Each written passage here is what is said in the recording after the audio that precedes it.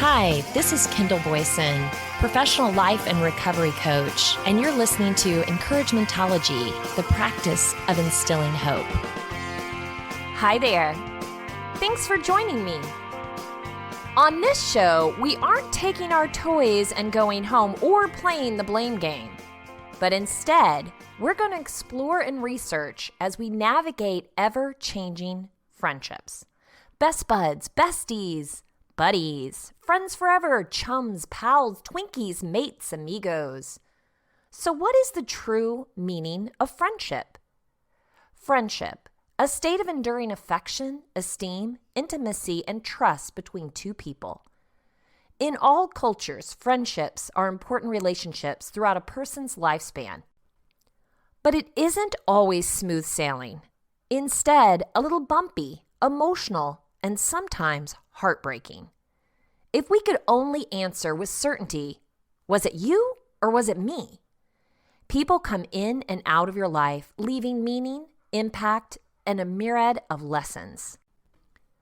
But at the time of a friendship break, it's hard to pick through the benefits. Let's try and do just that.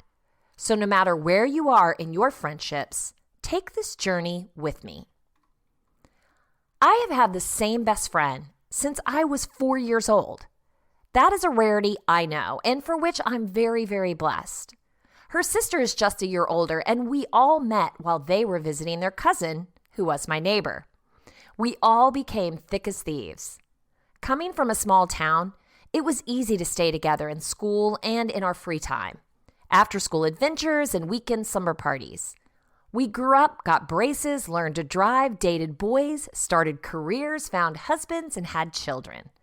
All sounds very Norman Rockwell, I know, but it wasn't without our lion's share of challenges, tragedies, wins, and losses. Through it all, we've weathered the storms and stayed together. You should hear us singing 80s music at the top of our lungs at patio time. Actually, maybe you shouldn't. Not all my friendship stories have happy endings, and at first, I took it personally. What do I mean at first? Maybe I still do. Endless hours spent replaying my role, scrutinizing what I must have said or did, and not accepting that maybe our time had come to an end. How do you let go and move on when you weren't really ready for the friendship to end? Don't worry, we'll unpack that and much more. I found this post on Facebook, which inspired the show today. I think we could have all benefited from this list as we were growing up, but I also believe we need these reminders moving forward. Things I want my daughter to know about friendship, written by Amy Weatherly and Jess Johnson. Number 1, not everyone is going to like you. It's okay. I know it won't always feel like that, but I promise it is. Not everyone is going to invite you. That's okay too. You'll never regret kindness. Never, ever. If you constantly have to tiptoe around them, they're not your people. You get to choose them, so choose the ones who are choosing you back. Have high standards when it comes to friends, but don't be unrealistic. They're going to mess up. So are you. Grace is essential. Be yourself. Let other people be themselves right back. You can't have friends if you don't know how to be a friend. Focus on being the best friend you possibly can. Don't wait. You're allowed to do the inviting and reaching out too. Listen. If you want them to be there for the big stuff, you're going to have to be there for each other in the small stuff too. Don't knowingly leave people out. It doesn't feel good. Gossip is garbage. Drama is too. Stay above the fray and feel free to walk away. You can't be best friends with everyone, but you can notice everyone. You can smile at everyone. You can say hello to everyone. You can be good to everyone and make sure people feel seen. It's better to be genuinely loved by a few than fake loved by a few thousand.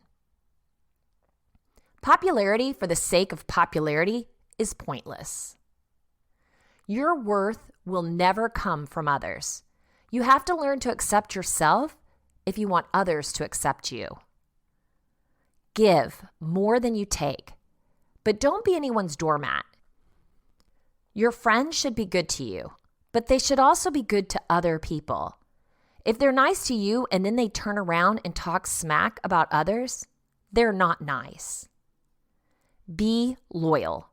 Stick up for your friends, whether they're around or aren't. Friends aren't toys to be discarded when you get bored. Deep friendships take time and commitment. Show up for your friends, even if they didn't ask you to. If they're going through something hard, check on them, sit with them, bring them flowers, be present, even if it feels awkward. If mama doesn't like them, there's probably a good reason. Friendship is one of the most important things you can invest in life. Make the time. If you get hurt, I'm always here for a hug and to talk. I've been there. Give yourself time and grace to heal. But listen, my love, don't close yourself up and don't shut yourself away. Opening up your heart again is worth the risk.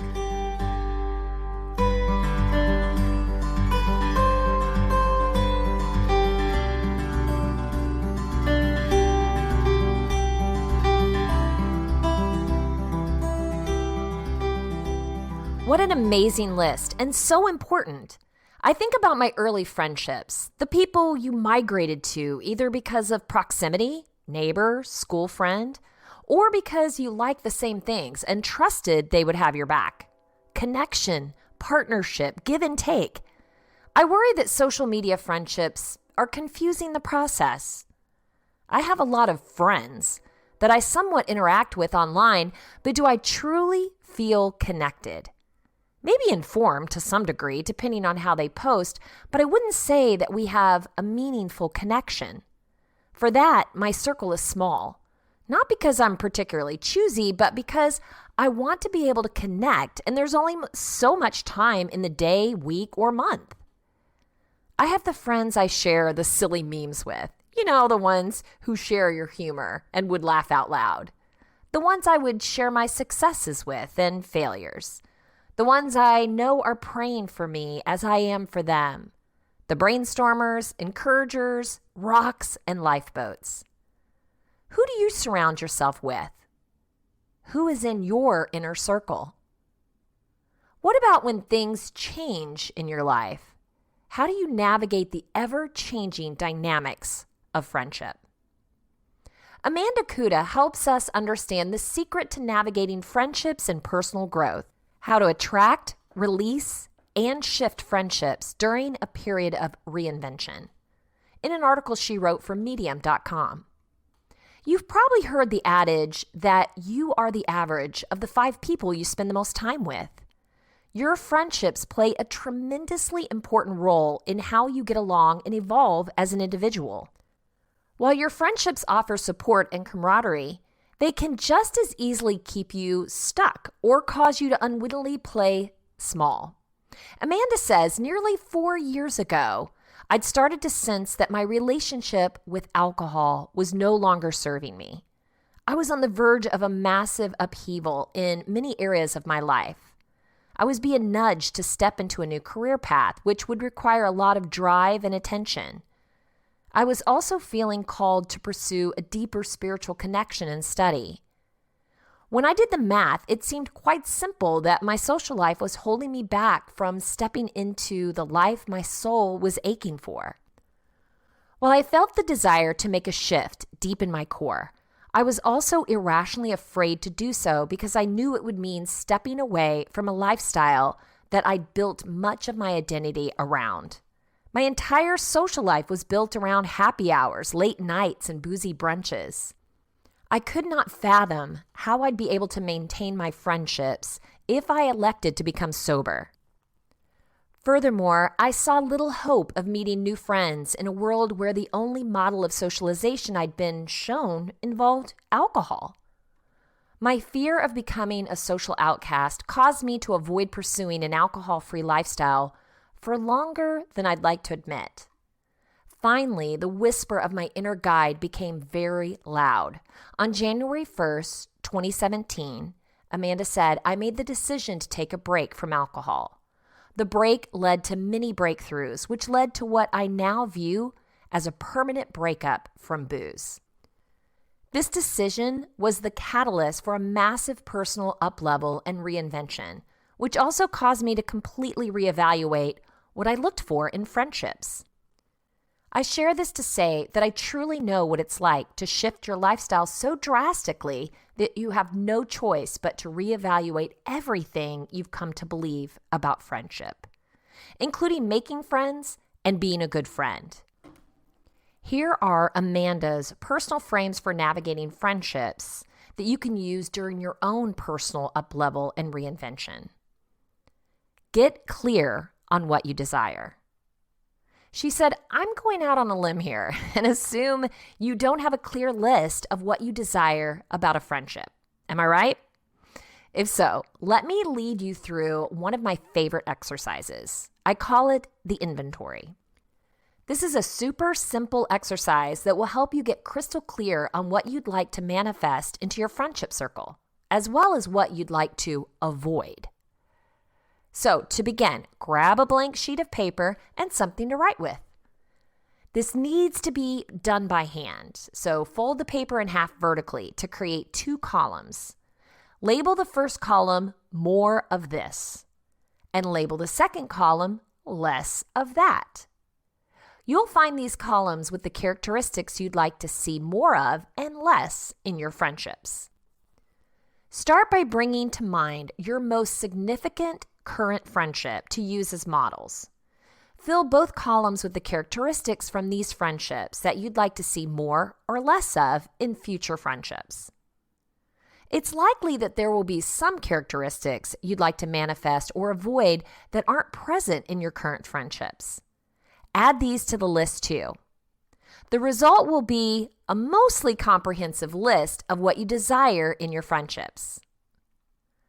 Affirm your deservingness. Take a moment to review the more of this column of the inventory. Now, reflect on how you already embody those characteristics yourself.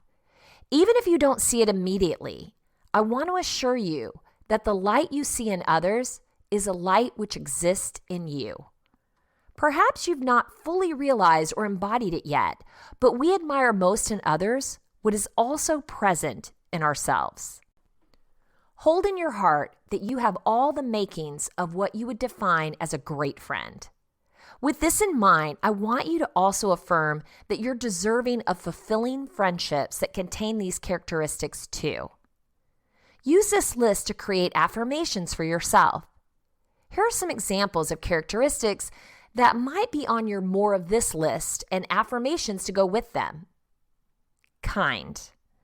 I am kind and deserving of friends who show kindness. Thoughtful. I am thoughtful, and I attract thoughtful friends with ease. Generous. I am generous and surround myself with generous friends. Declaring and affirming what you desire is a quick way to communicate your desires out into the universe and begin the process of calling congruent relationships in. Heal your wounds and recognize your triggers. Next, we'll take some time to review the less of that column of the inventory. I'll be honest, this part of the exercise is not for the faint of heart, but it's incredibly important. You see, just as your more of this column contained characteristics that are within you, so does the less of that column. It's important that you get clear on why certain characteristics trigger you so that you can learn from them and heal. Close relationships are always our mirror for learning more about ourselves.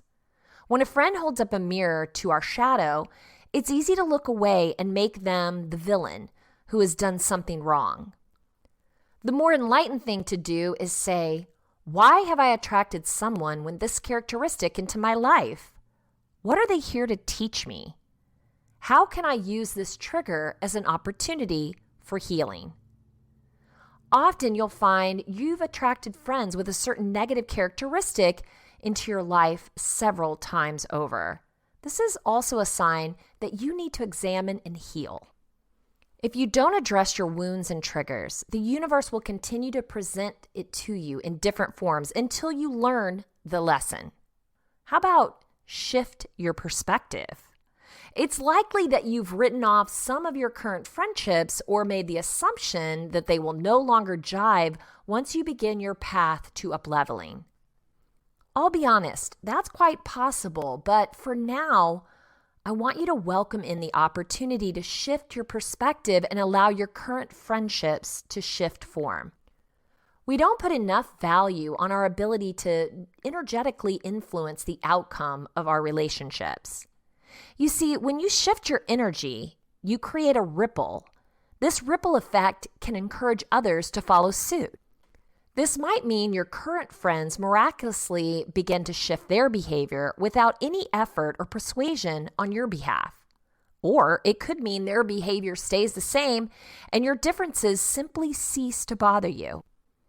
Allowing myself to be open to a shift in perspective was precisely what allowed many of my friendships to shift form organically when I was going through my personal reinvention. If you're open to this type of transformation, consider this and be open and welcome the shift. Dear universe, I am making big changes in my life, and I need a strong network of friends to support this change.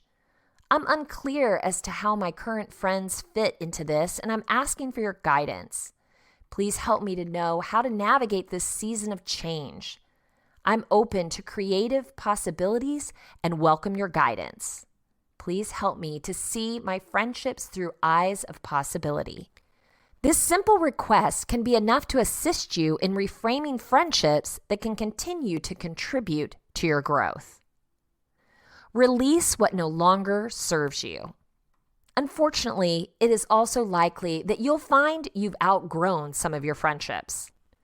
Worse, you may realize that a very small percentage of your friendships are actually distracting at best or toxic at worst.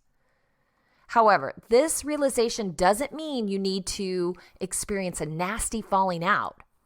Rather, you can choose to gracefully release friendships that no longer serve you. If you find yourself in this place, consider a prayer with this tone. Dear universe, thank you for bringing whoever your friend's name is, into my life. I'm grateful for the lessons they have taught me and the experience that we have had. I've come to realize that our friendship is no longer serving me. Please help me to gracefully and lovingly release them so that we may both make space for new friendships that fulfill our individual needs. A request of this nature can help you to dissolve or release friendships that you've outgrown without having to experience confrontation. Call in new friendships with ease. I want you to try a concept, even if it seems like a stretch.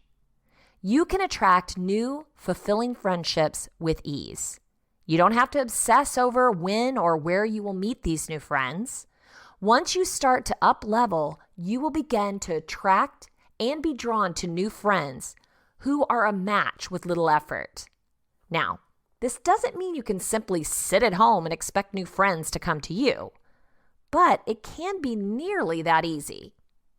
You see, when you increase your sense of self-worth by stepping into the next level version of you, you also begin to vibrate at a higher energetic frequency. When this happens, you unlock an invisible door of sorts that gives you access to a different caliber of friends. Watch as you're introduced to new people who get you, or as you spark up conversations with people who you've crossed paths with hundreds of times but never connected with. If you're digging having a prayer for each step of this process, try on something like this to assist you in attracting new, like-minded friends. Dear universe, I'm ready to be introduced to new, like-minded friends with whom I can connect with deeply. Guide me to friendships that will offer mutual fulfillment and opportunities for growth. Show me where to find them and how to recognize them. I'm open to creative possibilities for meeting these new friends, and I trust I will be guided.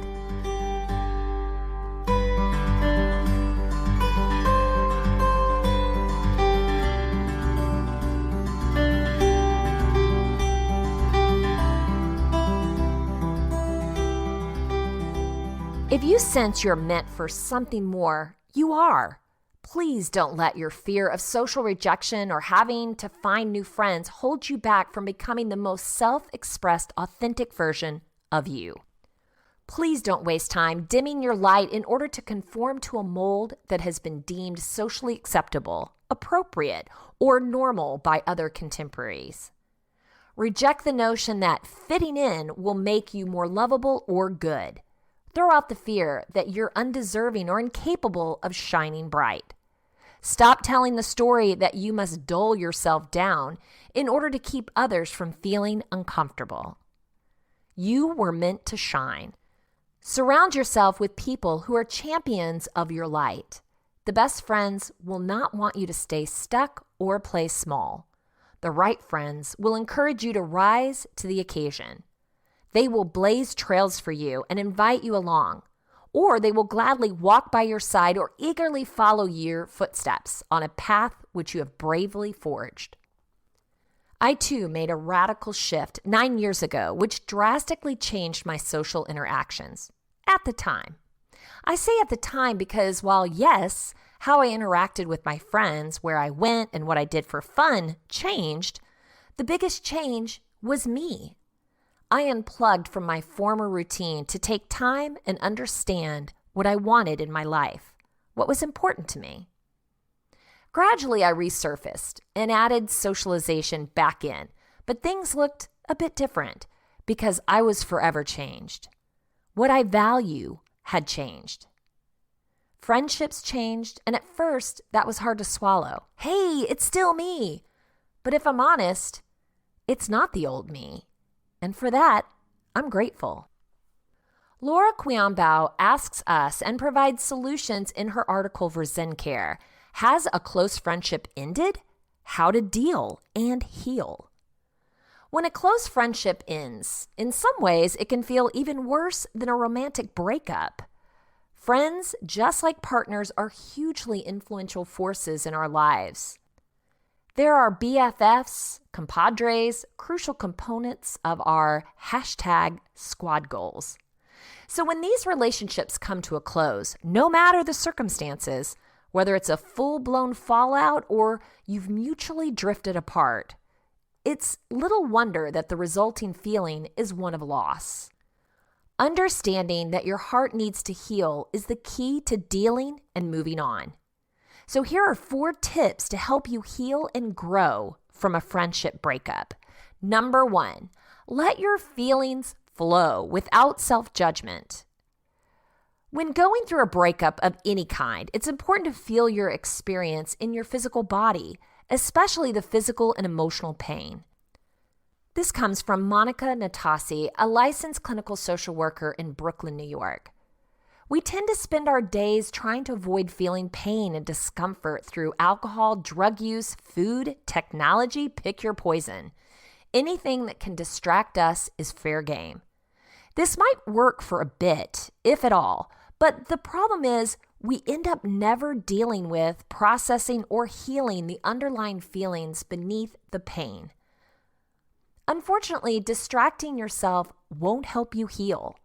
Feelings need to be felt in order to be resolved. When we don't feel them, they sit and fester and grow until eventually they seep out in other ways. So let yourself be sad and remember to be patient with yourself. Know that some days you'll feel amazing, while others may force you to take a step back. Anger, denial, and finger pointing are all par for the course. Allow yourself to feel these emotions without judging yourself. Natasi recommends taking 5 to 10 minutes every day to stop and check in with the body. Notice the subtle or not so subtle experiences. Maybe there's tightness in the chest, a gnawing in the stomach, or even numbness. The idea is to sit with and allow yourself to experience whatever is present with kindness and compassion. Let the emotions flow through you. Don't resist them. If you need to cry, cry. If you need to get out all your thoughts in your head, write. Take a bath, go on a walk, or run. Scream into a pillow. The discomfort in the moment might be intense, but this process allows the feeling to heal in the moment so you can move on more quickly. Number 2, go no contact and reconnect with old friends instead. Anytime a relationship ends, seeing the person can easily reopen healing wounds. With a window into each other's lives in our pockets, aka our phones, it's easier than ever to stay connected. Often, though, disconnecting is the best solution to help you heal, even if it's just temporarily. Unfollow, unfriend, or block your recently lost friend, depending on what makes the most sense for you. Make sure you do all of this from a place of love and respect without calling any attention to it. The point of this exercise is to avoid obsessing over their activity, creating stories in your head, and torturing yourself with unknowns. When you disconnect, you give yourself space to heal. One of the biggest challenges when experiencing a friendship ending is not having that person to lean on. Focus on scheduling activities and reconnecting with loved ones, but avoid bad-mouthing your situation to mutual friends. It may also help to reach out to a therapist who can help you sort through your emotions. If your disconnected friend contacts you, keep it light and positive. Even the messiest endings may find a resolution once time has had its chance to heal.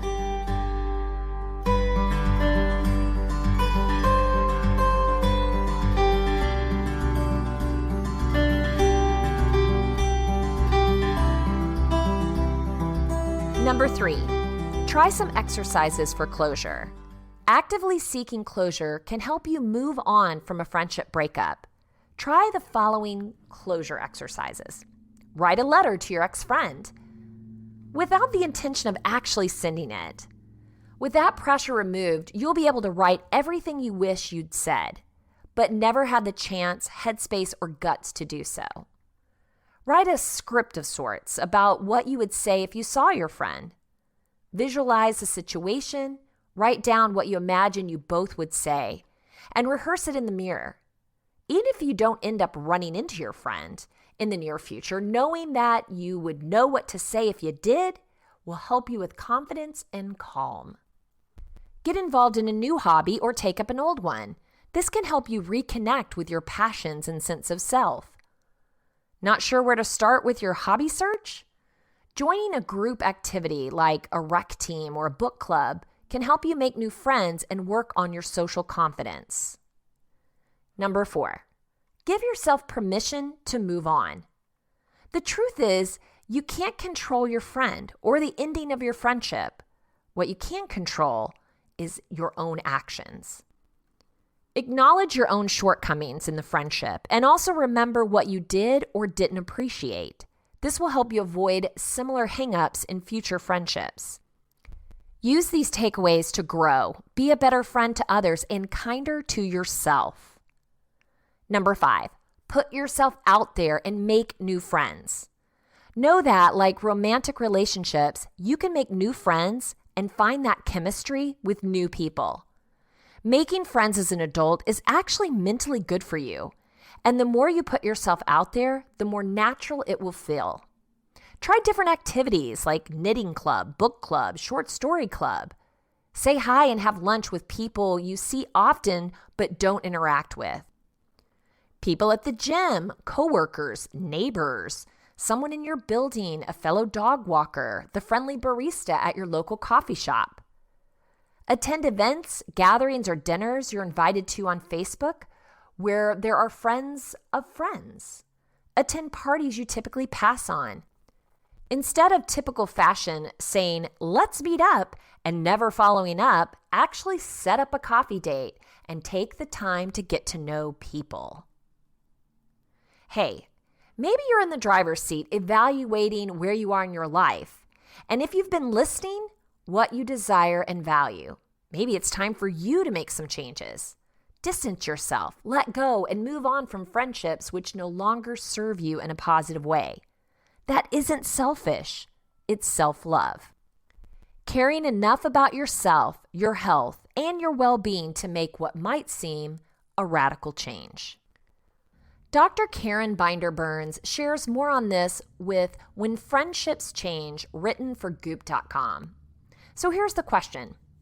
What do you do when you realize that although you may have years of history and found real value in each other in times past, that you kind of don't like a friend anymore? That after time spent with this person, you feel drained, empty, belittled, or insulted? She said, "My father always used to tell me that you can't make new old friends. How do you distinguish if something in your life makes you change for the better, or if you're better off without them?" Answer: friendship is one of the most enduring and wonderful gifts of being alive. Friendship is universal in humanity. Young children start friendships with the sharing of curiosities, toys, and laughter. As we grow, some friendships develop with us for a lifetime, providing companionship, support, and love for each other's beings. I believe that friendship throughout our lives serves as a mirror of our very essence.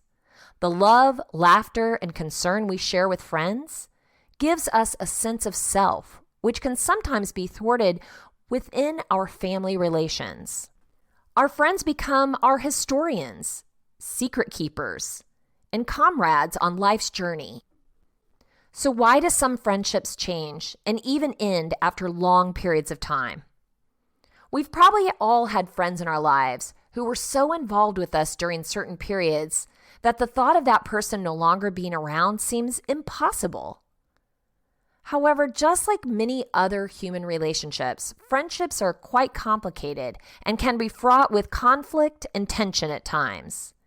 There are countless reasons why even some of the more enduring friendships come apart at the seams. On the most basic level, friendships can change when two people grow apart from each other. This can happen when friends meet and get close during certain periods of their lives because they're sharing common experiences together. This may include growing up in the same area, going to school together, being in sports teams together. As we grow and mature, friends that once fit no longer do, and we move on. Hopefully, this change occurs slowly and naturally over time and without much stress attached. Proximity is also very important in creating and maintaining close connections with friends. Sometimes physical distance creates a wedge between us. The more painful termination of our friendships has to do with more complex psychological and emotional issues and are often fraught with anxiety and great distress.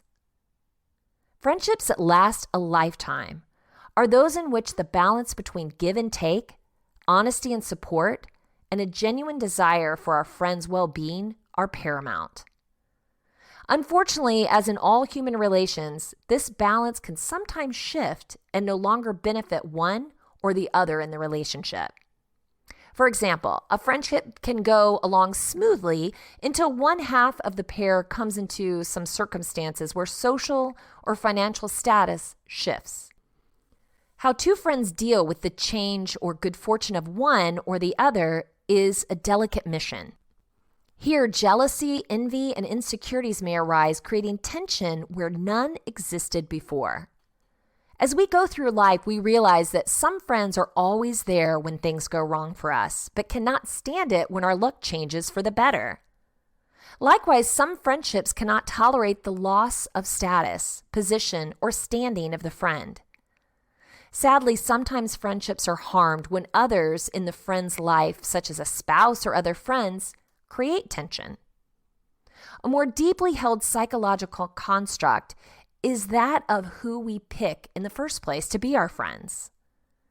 Until we become psychologically aware and more evolved, we may pick the wrong people to befriend as a way of working out unresolved interpersonal issues from our pasts. As we become more emotionally healthy, these friendships will no longer be tolerable. For example, when one has low self-esteem, they may pick critical friends as a way of reinforcing their negative self-view. However, if one grows more confident, this dynamic may no longer be acceptable. In essence, our friends are the life-affirming fountain with which we drink. Good friends fill us up with warmth, honesty, and a sense of well-being. If you feel drained, empty, belittled, and insulted by a friend, you should acknowledge that this is diminishing your life experience and not enhancing it.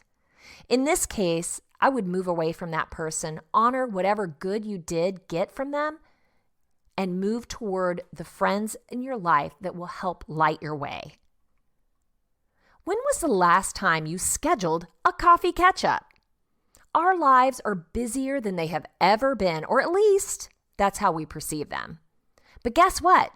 You have time. You don't have to finish that limited Netflix series today or get to the end of that book. You can turn off the work for a couple of hours a week and excuse yourself from the family. Stick a frozen pizza in and say, "Hey, I'll be right back." Make a date. You will be glad you did. Who are you going to see? Side note, it isn't always about you, but it will be beneficial all the same. Sometimes you might need a pep talk or a chance to vent. Maybe you have a success which needs to be bragged on and celebrated, and other times you need a shoulder. Guess what? Your friends do too. Give as much as you take. Keep your circles small so you can nurture your friends appropriately. Here's some hold music while you text a friend and make a date.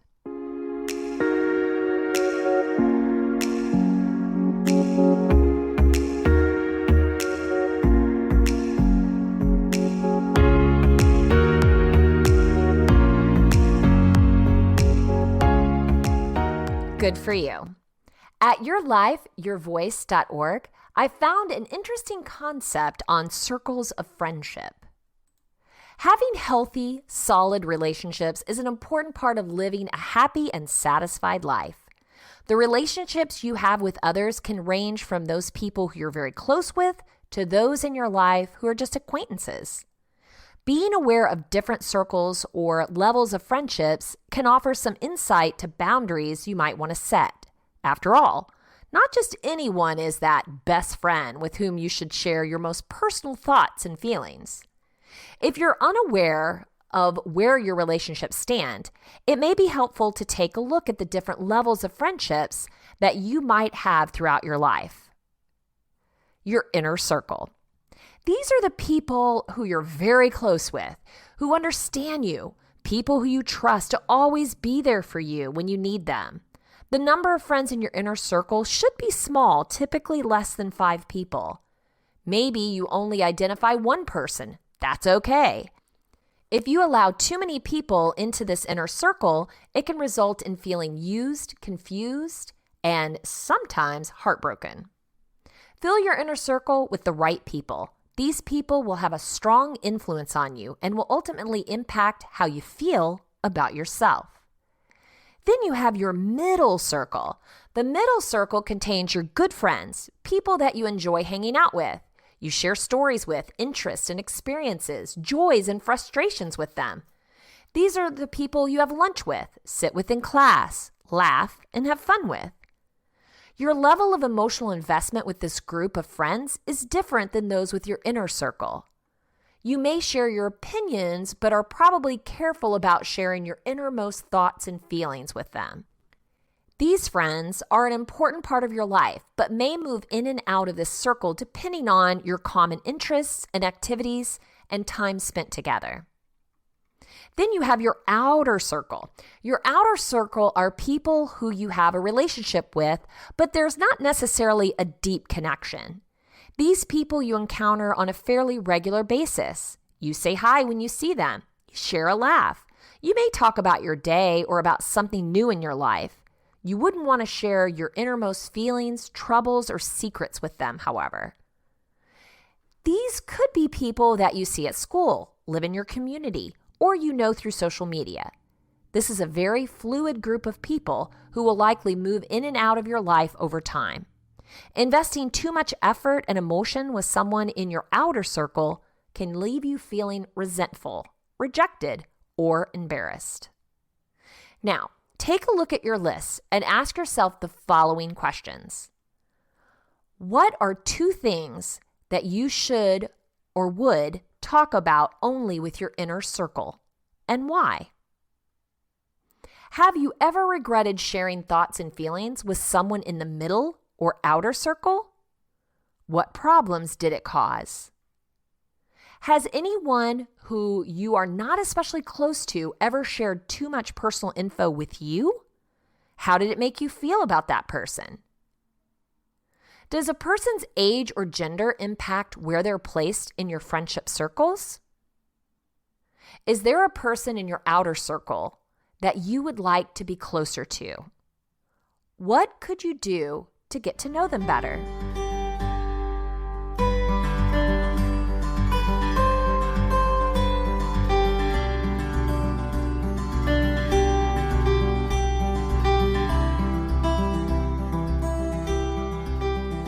If you want to share encouragementology with a friend who needs to know they are not alone in this journey of self-discovery, you can visit encouragementology.com or anywhere you stream your content to receive this episode and all others. Follow us on Facebook for additional encouragement throughout the week. So I challenge you, today, reach out to a friend, new or old, set a date to connect and share. Realize the benefits of nurturing your inner circle and uncover new ways to give to those relationships. Be yourself. Let other people be themselves right back. I know you can do it. Thank you for listening to Encouragementology with Kendall Boyson, where we find positive ways to handle some of life's challenges. I stumbled through until the path was clear. That's when I found you.